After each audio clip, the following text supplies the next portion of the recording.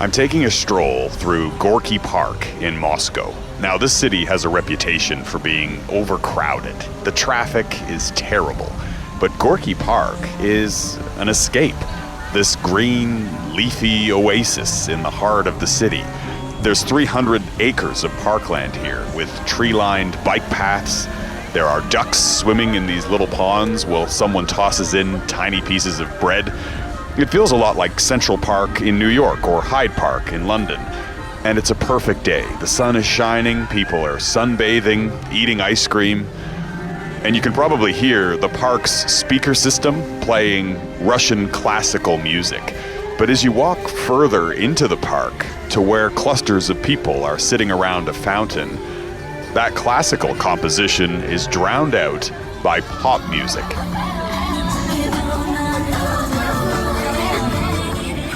A group of Russian teenagers have brought their own soundtrack, blasting selected playlists through their own speakers. Now, Gorky Park is almost a century old, but it recently underwent this massive $40 million renovation that transformed it into this popular hangout for Russian youth. You really can feel the energy in this park. There are rows of ping pong tables, beanbag chairs nestled under trees. There's even a skate park here with a half pipe where teenagers are pulling tricks on their skateboards and bikes. And seeing all of these Russian young adults, a couple hundred of them in their teens and early 20s, it's incredible to consider that almost everyone here has at least one thing in common. They have no memory of any political leader other than Vladimir Putin. And many of them seem to like it that way. He's done a lot for the country. There's no one like him. He's the coolest. I'm Jeff Semple, the Europe Bureau Chief for Global News, and this is Russia Rising. On this episode, we'll meet the so-called Putin Generation, an estimated 28 million Russian children who've been born since Putin first rose to power 2 decades ago. They've grown up under his rule and are unlike any generation that's come before. Born in the wake of the Soviet communist collapse, they've experienced extraordinary change in a short time. And their feelings on politics, on relations with Canada and the West, how they see the world, well, it's complicated. It's a pretty hard question, but I will try to answer for you. We'll hear directly from them, the Putin Generation, aka the Putins, hoping their answers can shed some light on where this country is headed, and perhaps even what life in Russia might be like after Putin. The 66-year-old strongman has remained entrenched in the Kremlin's seat of power, either as president or prime minister, for 19 years, since he was first sworn in back on May 7th, 2000. Клянусь при осуществлении полномочий президента Российской Федерации уважать и охранять права и свободы человека и гражданина. Alex and Olga say they have no memory of that day, mostly because they'd just been born. I met the young Russian couple, holding hands, strolling through Gorky Park. And they kindly agreed to stop and chat for a minute. Is English okay? We can try. Thank you. They're a good-looking couple with a bit of an artistic vibe.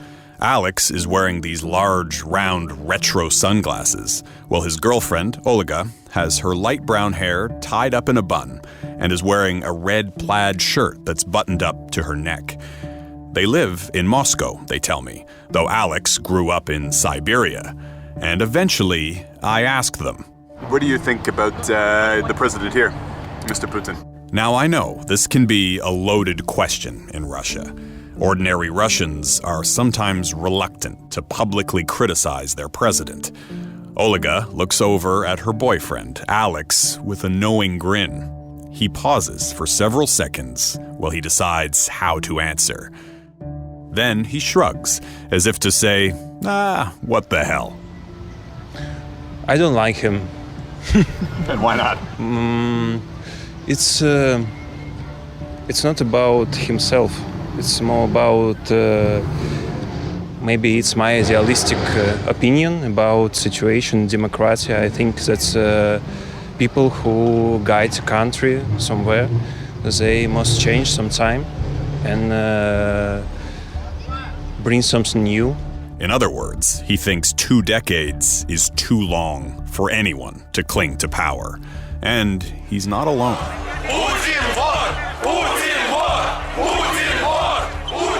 The summer of 2017 saw widespread protests in Russia across more than 100 cities. The protesters were mostly young and angry about government corruption. The protests were organized online and led by Alexei Navalny. Navalny is a long-time, outspoken Putin critic, and he'd announced his intention to run against Putin for the presidency in Russia's last election. Now, no surprise, Russia's security forces cracked down on the protests, hundreds of arrests, and the protests were largely ignored by Russia's TV news channels, which are controlled by the Kremlin. But here's the thing about young people in Russia. They're like young people in Canada. Most of them don't get their news by watching TV. Olga and Alex heard and read all about the protests online. They get their news and information from the internet and social media. And the internet in Russia remains mostly open and unrestricted. I have a lot of friends in foreign countries on Facebook. We can see a lot of information from them. We didn't watch TV, we don't watch TV, but my mom watches a lot, and she tells me a lot of information from TV, but I understand that it's propaganda most of the time. So unlike their parents, who are watching Russian TV pumped full of propaganda, Alex, Olga, and their peers are reading articles and watching videos online from news sources both inside Russia and around the world. The BBC, for example, has a Russian language service, as do other news outlets in Western Europe or North America. I've even received messages from Russians who are listening to this podcast. Nice to meet you. My name is Paul. I met Paul, another young Russian in Gorky Park, who told me that he also gets most of his news from online sources based outside of Russia. And he's concerned that President Putin has soured Russia's relations with many Western countries. His work outside the country, I don't think it's really good. I don't think. Why is that? We lose a lot of friendship countries around Russia. The more time passed, the more problems we have.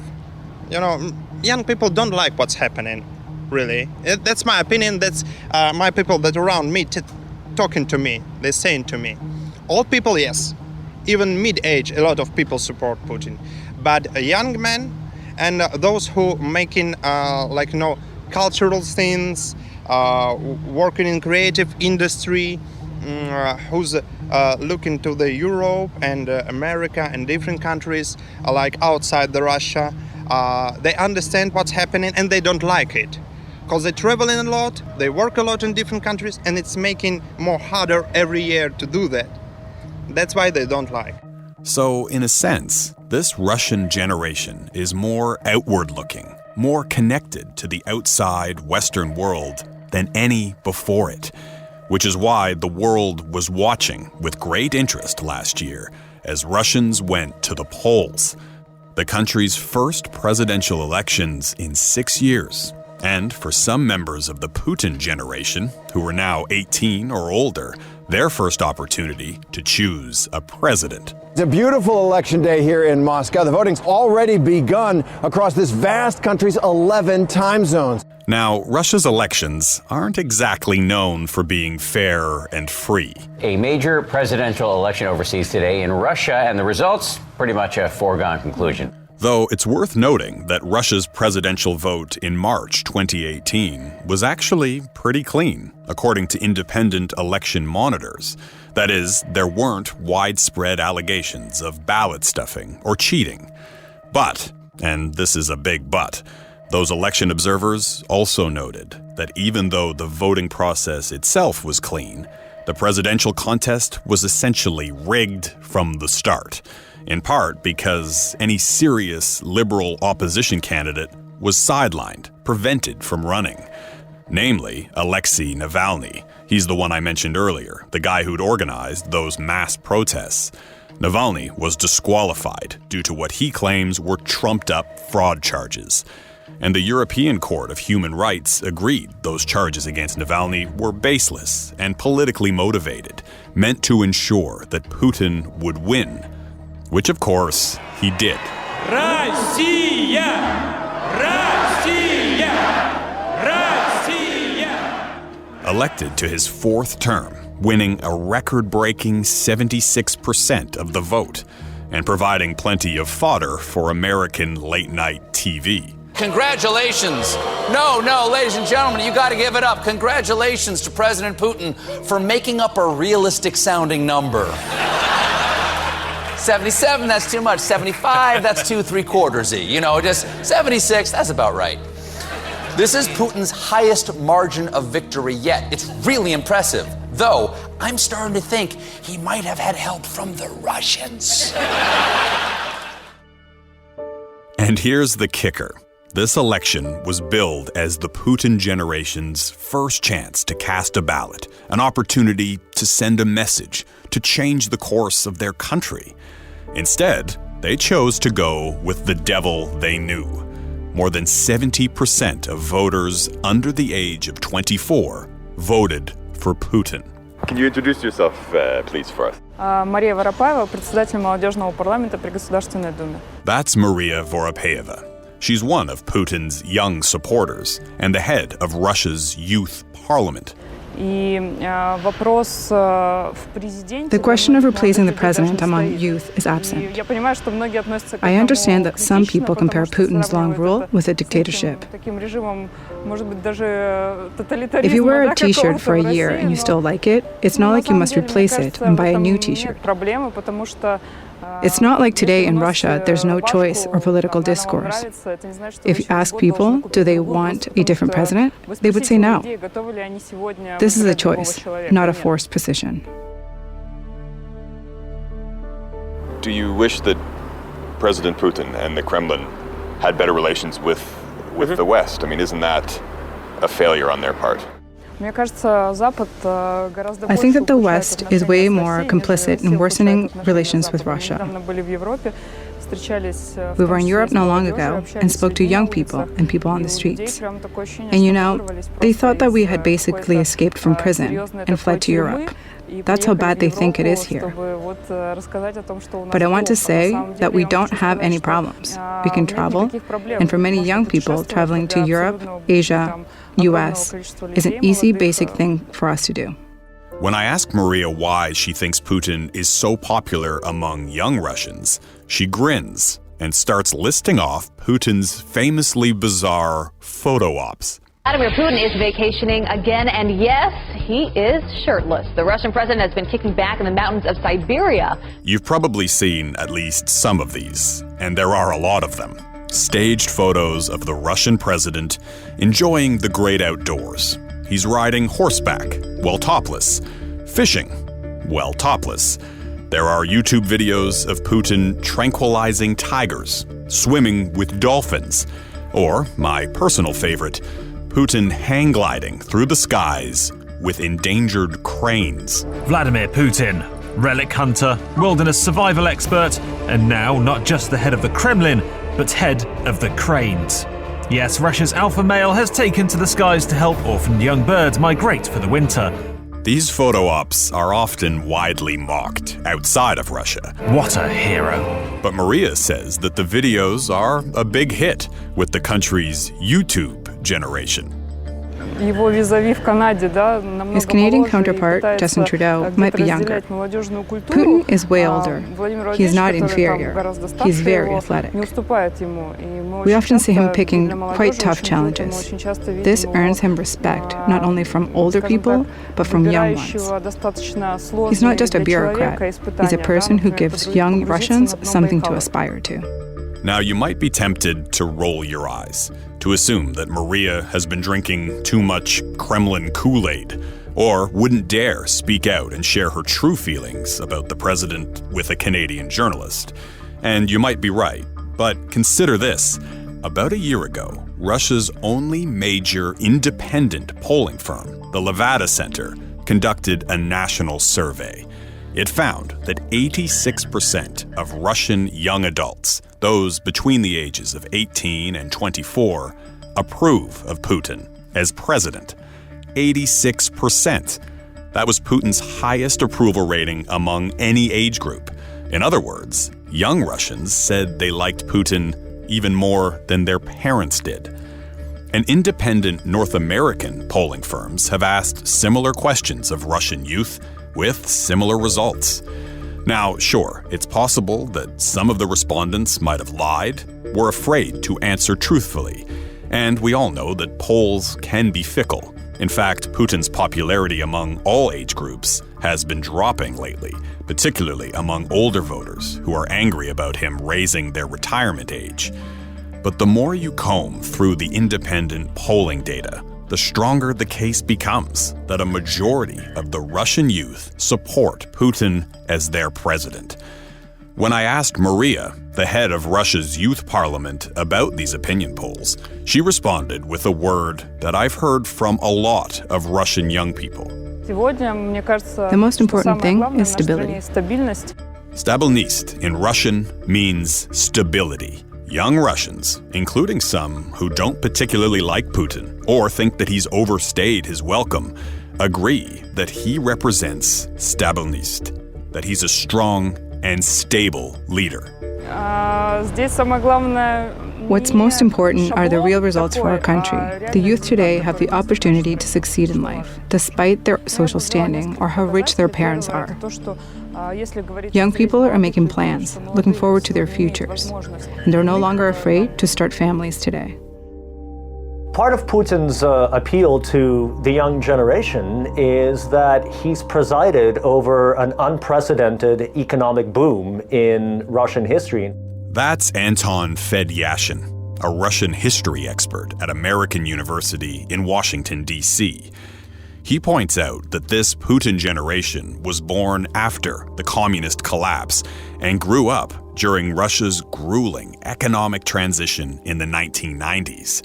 So they were kids in the midst of a recession that was comparable to the Great Depression in the United States. Families couldn't afford food. As students, they had to wear winter jackets, shivering inside their classrooms, because the school couldn't afford proper heating during the winter. But since Putin rose to power in 2000, they've watched their standard of living soar. Over the last 2 decades, Russia's GDP per person has grown by 70%, thanks in large part to rising oil prices and to the painful economic reforms of the 90s. Today, Russia's youth unemployment rate is around 16%, which is pretty much the average for the European Union.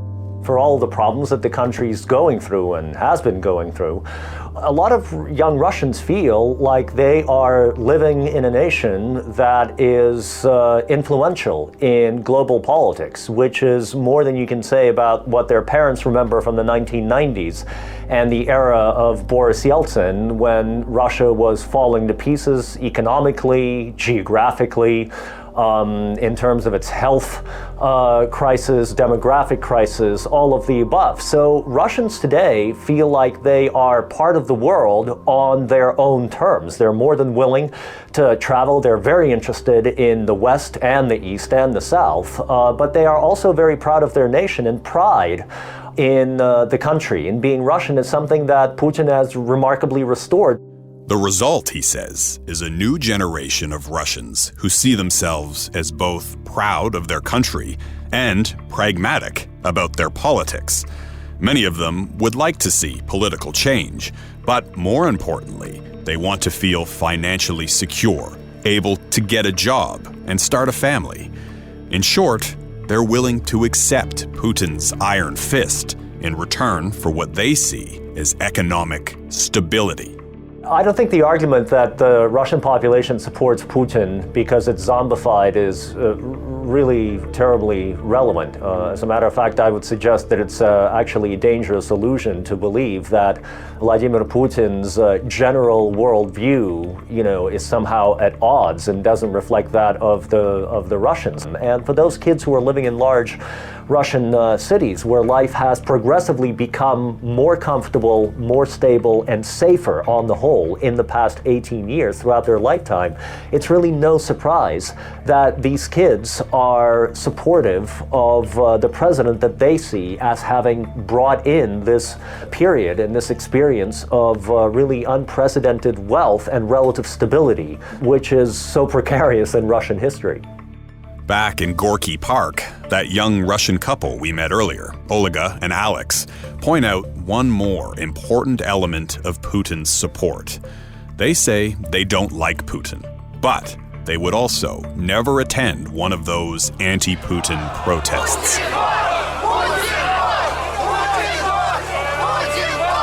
They've seen the videos online of protesters being beaten and arrested.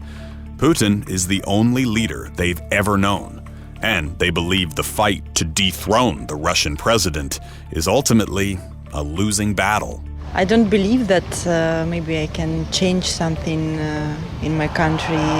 Спасибо, дорогие друзья. Спасибо, что в этот морозный московский вечер. Putin's election victory last year cemented his grip on power until at least the year 2024.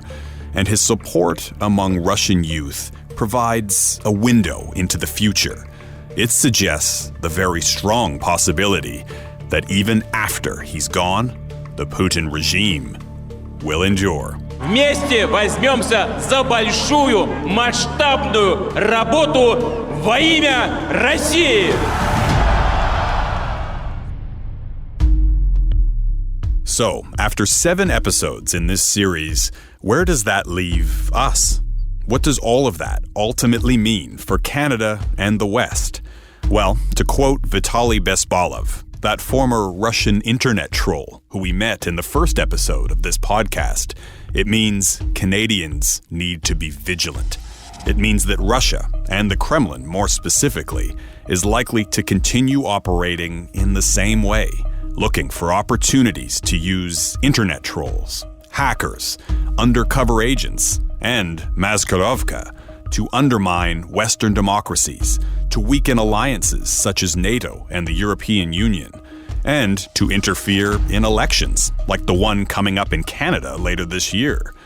The weaker these Western countries and alliances become, the easier it is for Putin to appear strong and stable, and to expand Russia's power, its sphere of influence, without facing a unified Western resistance.